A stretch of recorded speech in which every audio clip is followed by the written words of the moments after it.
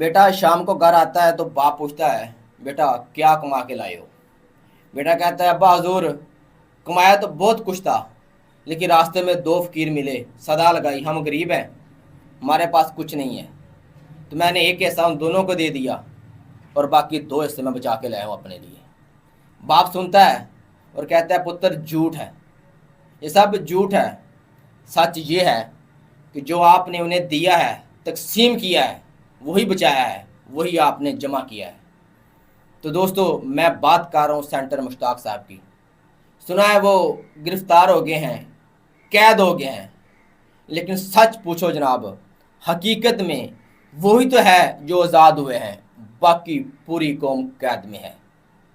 कोई ओहदों की, कोई जमातों की, कोई बरादरों की कैद में, कोई ज़ात, कोई पात की कैद में है। जनाब, हकीकत में वही तो एक आज़ाद हुए हैं। मैं सलूट पेश करता हूँ सेंटर मुश्ताक साहब को, उनकी जुर्रत को सलाम पेश करता हूँ। टीपू सुल्तान कहते थे कि गीदड़ की 100 साल की ज़िंदगी से शेर की एक दिन की ज़िंदगी बेहतर है।